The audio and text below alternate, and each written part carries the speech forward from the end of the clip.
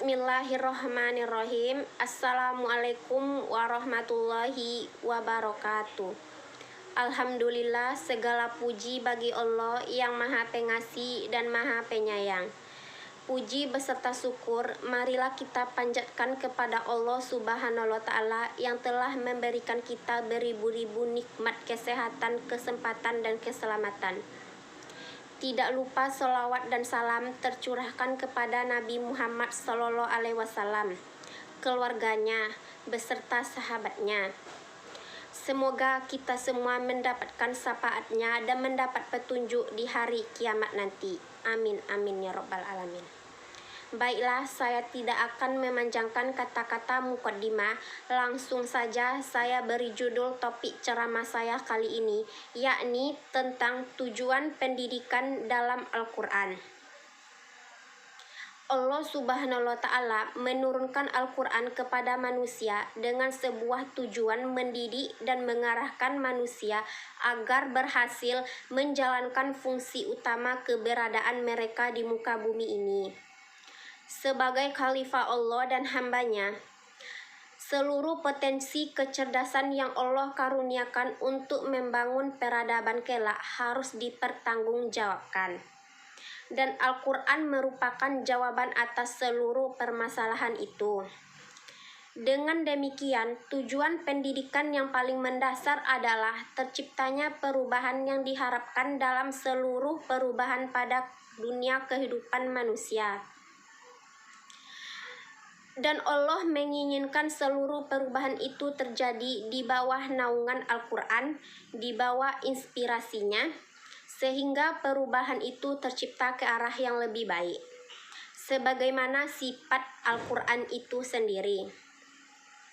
Pendapat serupa tentang tujuan pendidikan dalam Al-Quran dikemukakan oleh Asy-Syaibani yang mengatakan bahwa tujuan pendidikan adalah adanya perubahan yang positif yang ingin dicapai melalui sebuah proses atau upaya-upaya pendidikan.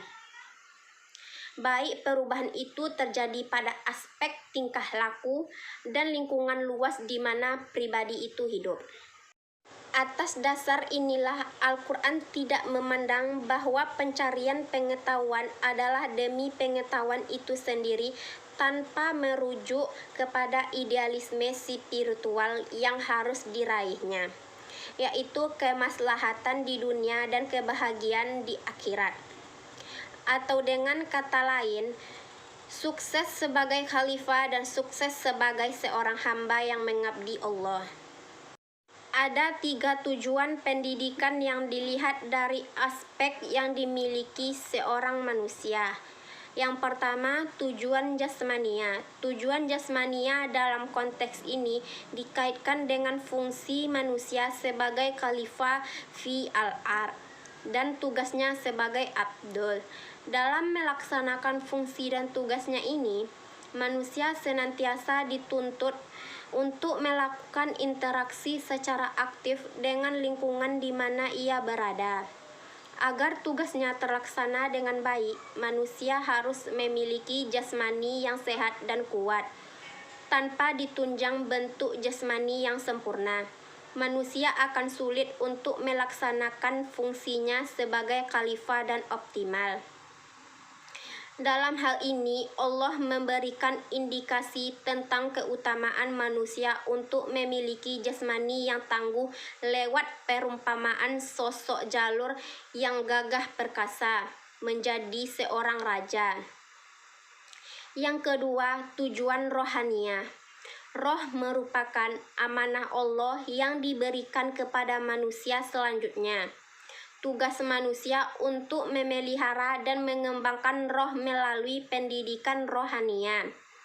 Pendidikan rohania adalah pendidikan yang dapat memenuhi roh sebagai substansi manusia, agar manusia tetap menempuh jalan yang telah ditetapkan Allah Subhanahu wa Ta'ala. Di samping itu, pendidikan rohania dapat mengantarkan roh kepada kesucian di hadapan Allah Subhanahu wa Ta'ala setelah manusia meninggal dunia. Orientasi tujuan pendidikan rohaniah berkaitan dengan kemampuan manusia dalam menerima ajaran Islam secara kafah. Inti dari tujuan ini adalah terbinanya keimanan dan ketundukan kepada semua perintah dan larangan Allah Subhanahu wa Ta'ala. Pendidikan Islam harus mampu menyentuh aspek rohaniah peserta didik. Dengan sentuhan tersebut, proses pendidikan akan mampu memberikan bimbingan kepada peserta didiknya sehingga memiliki hubungan individual vertikal yang harmonis. Yang ketiga, tujuan akal. Dengan kemampuan akalnya lewat persentuhan dari panca indera yang memberikan rangsangan kepada akal untuk berpikir, manusia mampu menganalisa dan memahami berbagai fenomena yang ada, sehingga manusia mampu mendapatkan hakikat kebenaran yang sebenarnya terjadi. Dengan kemampuan akalnya juga manusia mampu berkreasi lewat berbagai bentuk kebudayaan yang diciptakannya. Dari proses inilah akhirnya manusia memperoleh ilmu pengetahuan yang sifatnya dinamis. Dengan menggunakan akalnya, manusia dapat menemukan berbagai bentuk teknologi yang mampu membantunya mengelola dan memanfaatkan alam semesta bagi kepentingan hidupnya. Tujuan pendidikan berusaha membentuk pribadi yang berkualitas, baik jasmani maupun rohani. Dengan demikian, secara konseptual, pendidikan mempunyai peran strategis dalam membentuk anak didik menjadi manusia berkualitas. Tidak saja berkualitas dalam segi skill, kognitif, afektif, tetapi juga aspek spiritual. Hal ini membuktikan pendidikan punya andil besar dalam mengarahkan anak didik mengembangkan diri berdasarkan potensi dan bakatnya. Hal ini sesuai dengan tujuan pendidikan dalam Al-Quran adalah membina manusia secara pribadi dan kelompok sehingga mampu menjalankan fungsinya sebagai hamba Allah dan khalifahnya, guna membangun dunia ini sesuai dengan konsep yang ditetapkan Allah, atau dengan kata yang lebih singkat dan sering digunakan dalam Al-Quran, yaitu untuk bertakwa kepadanya. Selanjutnya, ada 3 surat yang berkaitan dengan tujuan pendidikan. Yang pertama, surat Az-Zariyat ayat 56 yang berbunyi, A'udzubillahi minasyaitonirrajim, Bismillahirrahmanirrahim, wa ma khalaqtul jinna wal insa illa liya'budun.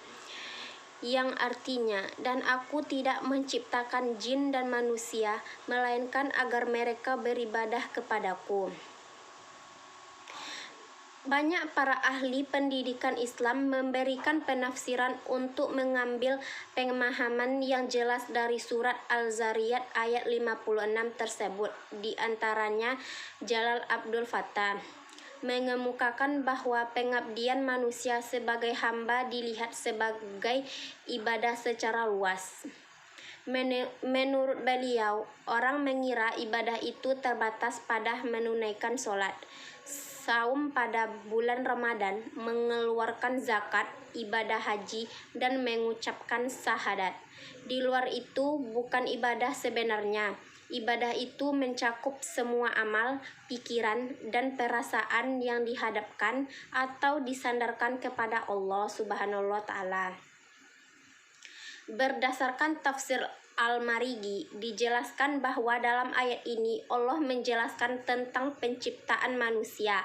Allah yang telah memulai penciptaan kalian dari tanah, yaitu pertama Allah menciptakan Adam, nenek moyang umat manusia, kemudian menciptakan kalian dari saripati yang berasal dari tanah, juga melewati bermacam-macam perantara karena sperma atau nutfah yang berubah menjadi sesuatu yang melekat pada uterus atau alaqah, kemudian berubah menjadi kerangka tulang daging, yaitu itu mudghah, kemudian menjadi kerangka tulang yang dibalut dengan daging. Asal semuanya adalah dari darah. Sedang darah yang itu berasal dari makanan.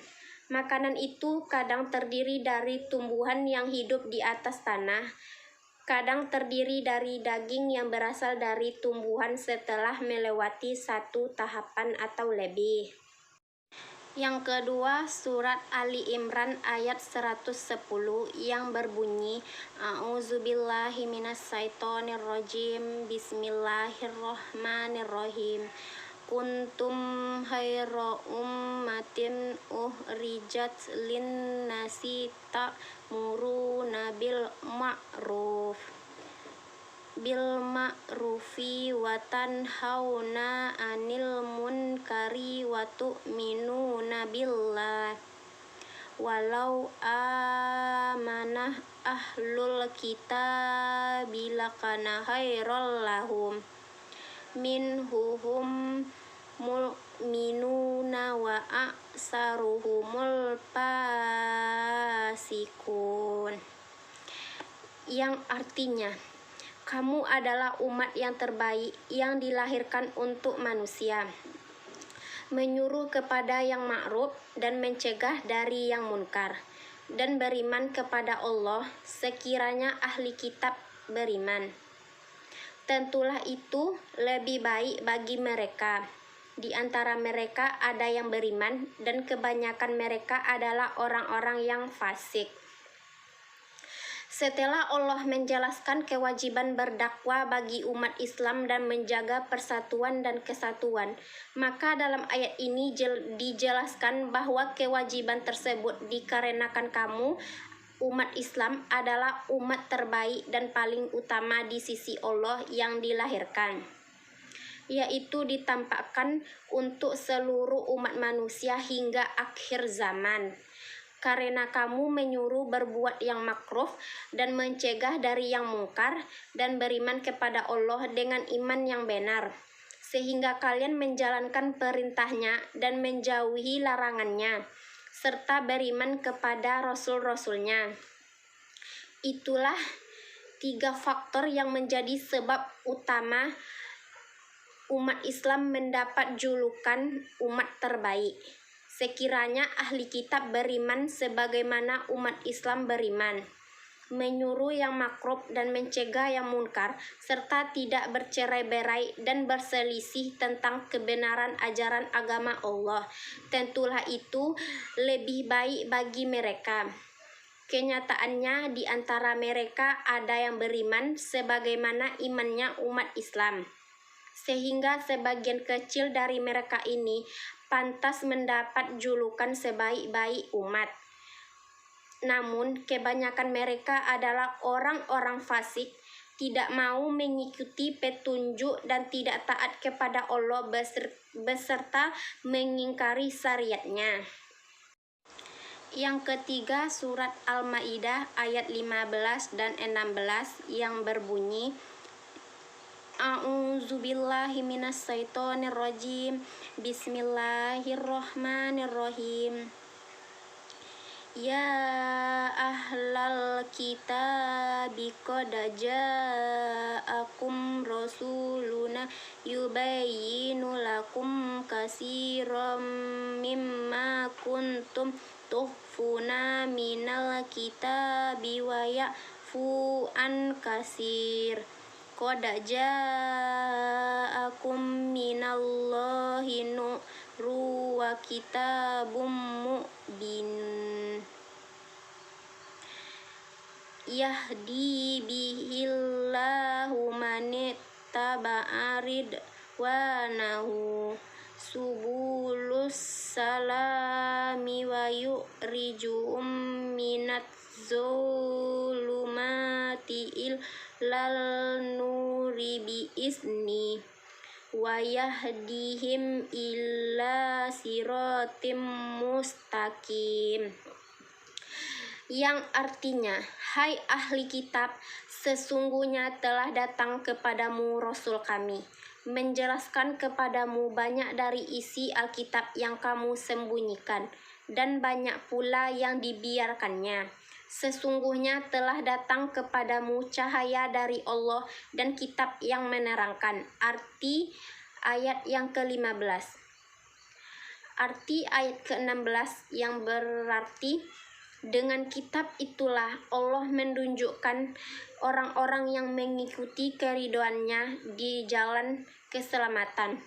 Dan dengan kitab itu pula Allah mengeluarkan orang-orang itu dari gelap gulita kepada cahaya yang terang benderang dengan seizin dan menunjuk. Pada ayat-ayat sebelumnya secara tegas ditujukan kepada ulama kaum Yahudi dan Kristen dan mempertanyakan mengapa mereka menyelewengkan dan menyembunyikan ayat-ayat suci. Apakah perbuatan itu berarti mereka telah melupakan perjanjian dengan Allah Subhanahu wa Ta'ala?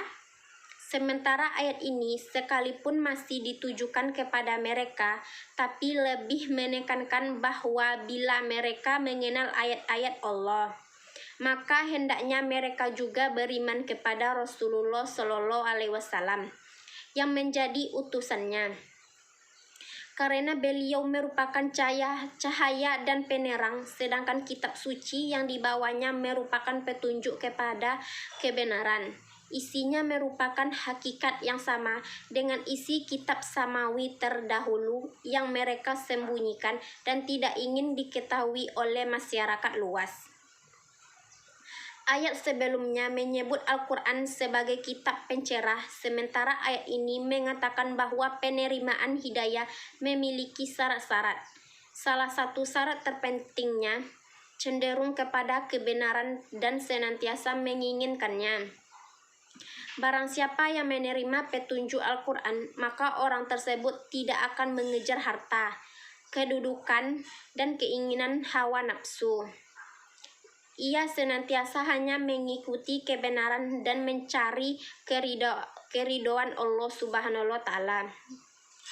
Apabila syarat-syarat seperti inilah telah terpenuhi, maka saat itu Tuhan telah mengeluarkan orang tersebut dari kegelapan, kesesatan dan dosa. Seterusnya ia mendapatkan petunjuk untuk menuju suasana cahaya cemerlang, iman dan amal saleh.